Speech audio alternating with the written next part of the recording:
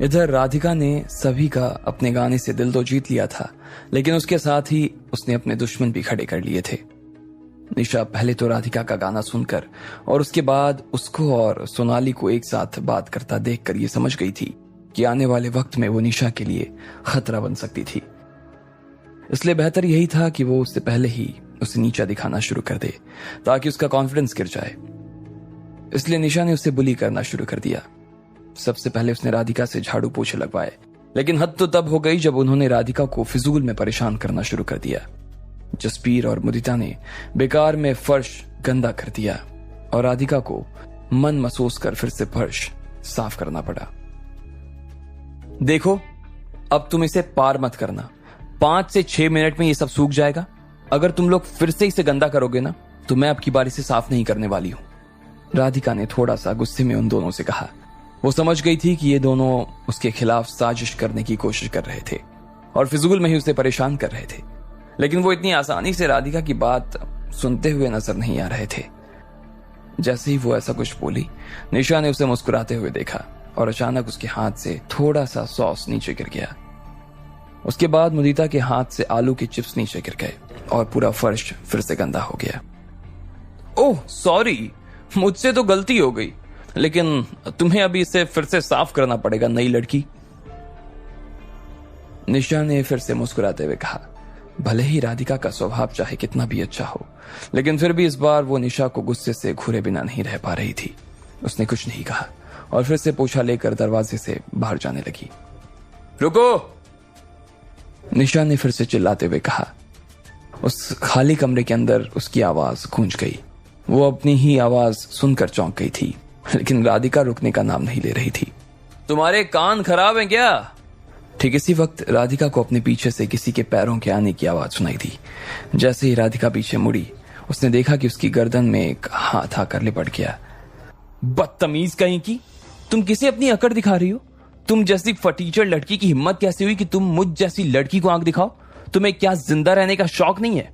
तुम्हारी औकात नहीं है कि तुम हमारे ग्रुप में शामिल हो सको, फिर भी आज तुम हमारे साथ बैठकर हमें ही आंख दिखा रही हो, मुदिता ने उसे कहा। तीनों लड़कियां बारी बारी से उसके ऊपर बरसे जा रही थी। तुम सोनाली दी के सामने इतनी लॉयल और इतनी हम्बल बन रही थी कि उसे देखकर किसी को भी उल्टी आ जाती। तुम्हें क्या लगता है इस तरह की हरकतें करने से तुम ग्रुप की लीडर बन जाओगी या फिर यहां की तुम लीड सिंगर हो जाओगी? जसबीर ने उसे नीचा दिखाने के लिए कहा। जितना ज्यादा वो लोग राधिका के ऊपर चढ़े जा रहे थे, उतना ज्यादा राधिका भी परेशान हुए जा रही थी। उसे इन सब लोगों से बहुत डर लग रहा था और उसे समझ नहीं आ रहा था कि वो इन सब के शब्द बानों से कैसे निपटे। जरा देखो तो सही, कल की आई चुड़ैल खुद चुड़ैल है और डरने का नाटक तो ऐसे कर रही है जैसे हम चुड़ैल हैं। मुझे तो लगता है ना, इसे गाना छोड़कर एक्टिंग शुरू कर देनी चाहिए, निशा ने उसके ऊपर हंसते हुए कहा। फिर उसने बिना देर किए राधिका को खींचा, जिसकी वजह से वो बस गिर नहीं वाली थी। चल जा, जाकर फर्श साफ कर अच्छे से। राधिका को उसकी बात सुनकर काफी गुस्सा आ रहा था, मगर डर भी लग रहा था। फिर भी उसने झाड़ू उठा ली और वो सफाई करने के लिए तैयार हो गई। हम देखो तो, इसे जो कहा जाए वो करने के लिए तैयार हो जाती है। इसकी हालत तो गली के किसी कुत्ते से भी खराब है। निशा, मुझे तो लगता है ना कि हम इसे फ्यूचर में भी आराम से चला सकते हैं। हाँ, लेकिन ये गाती भी तो बहुत अच्छा है ना। अगर सोनाली दी ने इसे आगे चलकर कैप्टन बना दिया तो फिर हम इससे इस तरह काम नहीं करवा पाएंगे जिस तरह से अभी करवा रहे हैं। अरे तुम चिंता मत करो ना यार, इसके कैप्टन बनने के बाद भी हम इससे यही सब करवाएंगे जो हम अभी करवाते हैं, जसबीर ने कहा। मुदिता की बात भी सही थी, लेकिन जसबीर को निशा के ऊपर पूरा विश्वास था कि वो आगे चलकर राधिका से कुछ भी करवा सकती थी। इस बात की खुशी निशा को भी थी और उसने दोनों ओर देखा और मुस्कुराने लगी। फिर उसने अपने दोनों हाथ बांधे और राधिका की ओर देखते हुए उसने कानों में बोला, इस चुड़ैल ने यही कहा था ना कि इसके घर में सिर्फ और इसकी माँ ही है। इसकी माँ भी तो किसी छोटे से गांव में रहती है। ऐसे में अगर यहाँ पढ़ रही है ये, तो ये किसी चमत्कार से कम नहीं है। मुझे तो लगता है इसकी माँ ने जरूर कुछ ऐसा वैसा काम किया होगा जिस वजह से ये यहाँ पढ़ पा रही है। अगर ये खुद भी यहाँ कुछ ऐसा वैसा करके थोड़े पैसे कमा रही होगी तो उसमें। इससे पहले कि निशा अपनी बात खत्म कर पाती, उससे पहले ही राधिका ने उसे बीच में ही अपनी नजर से काटा और फिर चिल्लाते हुए बोली, शट अप।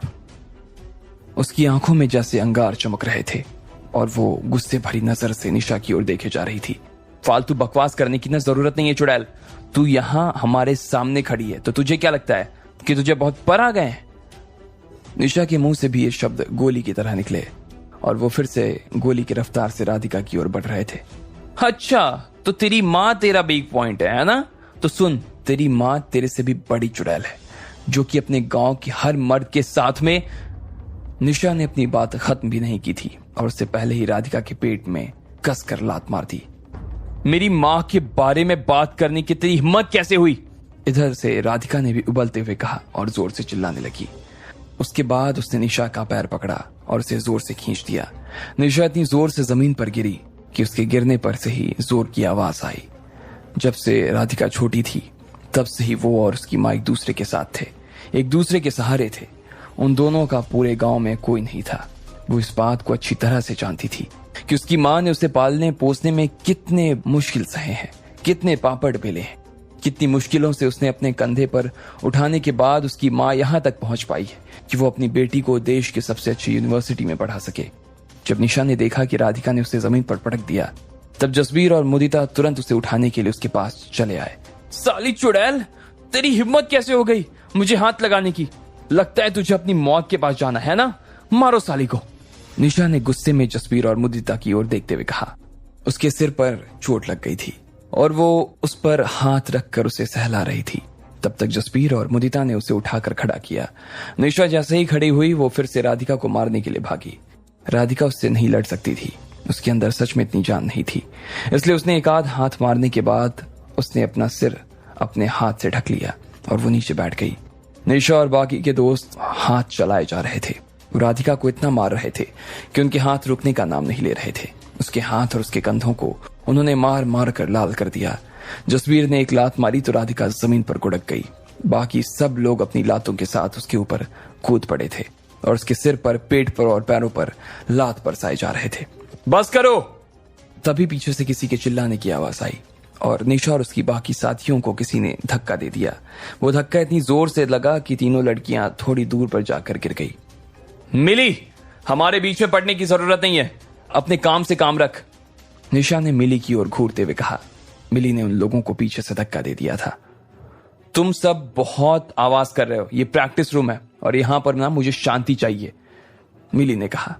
अच्छा, अगर यहां पर ऐसा लग रहा है कि बहुत शोर हो रहा है तो चलो बाहर चली जा, यहां रुकने को किसने कहा है? निशा ने उसके ऊपर चिल्लाते हुए कहा। वो देख पा रही थी कि मिली उसके साथ खेल खेल रही थी। असल में वो सिर्फ राधिका को बचाने के लिए ये सब कर रही थी। क्या तुम चाहती हो मैं सोनाली दी को बुला दूं? मिली ने निशा की बात को इग्नोर किया और अपनी जेब से फोन निकालकर उसे दिखाने लगी। मिली! निशा को मिली के ऊपर सच में बहुत गुस्सा आ रहा था।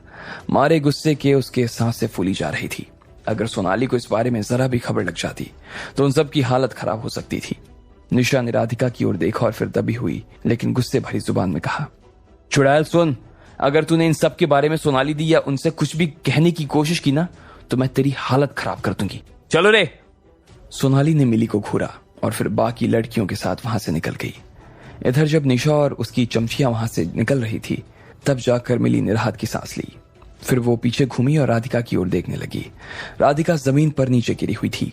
उसने अभी भी अपने सिर को अपने हाथों से ढक रखा था और उसका शरीर कांपे जा रहा था। कितनी बेचारी लड़की है। मिली के दिमाग में राधिका को लेकर सबसे पहले यही ख्याल आया। उसने राधिका के ऊपर गुस्सा आ रहा था और दया भी। खड़ी हो जाओ। मिली उसके पास जाकर बैठ गई। फिर उसने उसकी उठने में मदद की। उसके चेहरे पर कुछ एक घाव हो गए थे। उसके सारे बाल बिखर गए थे और जूतों के निशान की वजह से उसके कपड़े गंदे हो गए थे। उसकी पूरी कमीज पर जूते के छाप थे। Thank you. राधिका की आंखें भर आई। उसने रोती हुई आवाज में मिली से कहा। मिली ने उसे मुस्कुराते हुए देखा। राधिका को मिली के अंदर एक तरह की गर्माहट अपनी ओर आती हुई नजर आई। मुझे थैंक यू बोलने की ना जरूरत नहीं है, मैंने तो ये कहा था कि मैं तुमसे नफरत करती हूं। मिली ने राधिका के चेहरे पर अपनी नजर हटाते हुए कहा। वो जो भी हो, लेकिन फिर भी मैं आपको थैंक यू कहना चाहती हूं, राधिका ने फिर से कहा। हालांकि मिली के कहे शब्दों की वजह से राधिका थोड़ी सी उदास हो गई थी। उसे लग रहा था कि वो मिली के साथ दोस्ती कर सकती थी, लेकिन यहां तो उसकी जुबान कुछ और ही कह रही थी। अगर तुम आगे बुली नहीं होना चाहती हो ना तो अपने लिए एक बॉयफ्रेंड ढूंढ लो जो तुम्हें प्रोटेक्ट कर सके। मिली ने पलटकर राधिका की ओर देखते हुए कहा। फिर वो प्रैक्टिस रूम के दरवाजे से बाहर निकल गई। ठीक इसी वक्त लकी भी प्रैक्टिस रूम में आ गया। पहले तो उसे अंदर घुसने नहीं दिया जा रहा था, लेकिन उसने रुस्तम को बोलकर चेतन रस्तोगी का फोन यहाँ ऑफिस में करवा दिया। रिसेप्शन पर जैसे ही चेतन का फोन बजा तो लकी को तुरंत अंदर एंट्री मिल गई। फिर वो भागते हुए यहाँ आया और आखिरकार राधिका उससे यहाँ मिल गई। जिस हालत में राधिका थी उसे देखकर लकी को तो बहुत बड़ा झटका लगा। लकी और मिली एक दूसरे से टकरा गए थे। मिली ने जब लकी को देखा तो उसका चेहरा मुरझा गया। जिस तरह से लकी ने कपड़े पहने हुए थे और जैसा उसने हुलिया बना रखा था, उसे देखकर तो कोई भी ये नहीं कह सकता था कि वो राधिका की जान बचा पाएगा। लकी! जैसे ही राधिका ने लकी को अपने पास देखा, उससे और नहीं रोका गया। उसकी आंखों से आंसू गिरने लगे और उसने लकी को कस कर गले लगा लिया। किसने हाथ उठाए तुम पर? किसने हाथ उठाए तुम पर? बताओ मुझे। लकी ने जब राधिका के हाथों पर और चेहरे पर छोटे से निशान देखे तो उसने तुरंत राधिका के गालों पर हाथ रखते हुए पूछा। उसकी हालत देखकर ही लकी समझ गया था कि उसकी यहां पर किसी न किसी के साथ मारपीट जरूर हुई थी। राधिका के चेहरे की उड़ी हुई रंगत ने उसकी हालत खराब कर दी थी। इधर लकी का भी दिल बुरी तरह से घबराए जा रहा था और वो बस राधिका के मुंह से उन लोगों का नाम सुनना चाहता था जिन्होंने उसके साथ ये सब किया था। उसके होते हुए ऐसे किसकी हिम्मत हो गई थी जो राधिका के ऊपर हाथ उठा दे। लकी ने जाते हुए मिली को देखा, इसलिए वो उसकी तरफ मुड़ा और फिर उसे देखते हुए बोला, इसने ये सब किया है? बताओ, अगर इसने किया है ना तो मैं अभी इसे जान से मार दूंगा। लकी के मुंह से आग बरस रही थी। नहीं, इसने नहीं किया है। जिसने किया है वो लोग यहां पर है नहीं, वो लोग यहां से चले गए हैं। राधिका ने लकी का ध्यान अपनी ओर खींचते हुए कहा, वरना उसे तो यही लग रहा था कि ये सारी मारपीट मिली ने की थी और वो उसे पीटने के लिए तैयार भी हो गया था। मिली ने जब उन दोनों को देखा तो अपना सिर ना में हिलाया और फिर वहां से निकल गई। जैसे ही मिली वहां से निकली, राधिका ने लकी को जोर से गले लगा लिया। उसका गला आंसुओं से भर आया और वो फूट फूट कर रोए जा रही थी। अब आगे क्या होने वाला था? क्या राधिका यहाँ आना छोड़ देती? क्या वो हमेशा के लिए यहां से चली जाती? क्या उसका सपना निशा और उसकी साथियों की वजह से अधूरा रह जाता?